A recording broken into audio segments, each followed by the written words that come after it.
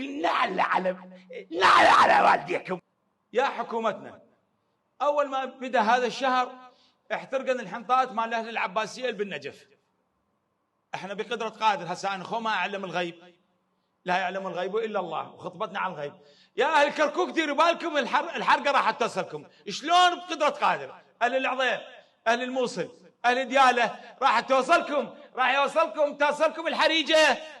شلون؟ ما بكيفكم، بقدرة قادر لازم تحترقون. هسه انتم بعدكم خوبه، بعد الاخبار ما مبينه. هسه احنا عندنا كل شيء ماكو، احنا هسه دا نضرب تخت رمل، هسه دا نتكلم بعلم الغيب. اهل العظيم حنطاتكم لازم يحترقن، اهل كركوك حنطاتكم، واهل الموصل راح يحترقن، ديروا بالكم.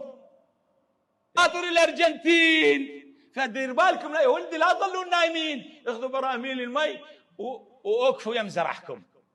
شقد هذا المشهد مؤلم لما هذا الطفل الصغير ويطفي بهاي الحنطة بالعباسية ويصيح والله يا عمي بيت ما عندنا، والله بيت ما عندنا، منتظرين ولكن نعل على والديكم، ولكم هي مو خطبة نعل، يقول مو انت بخار مطالع من السياقات، نعل على والديكم. خاف تقول حمى الشيخ، لا نعل على والديكم.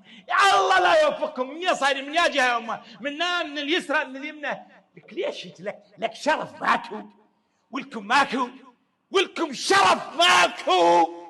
بس لا، اذا لم تستح فاصنع ما شئت، لانه هاي النقطه راحت.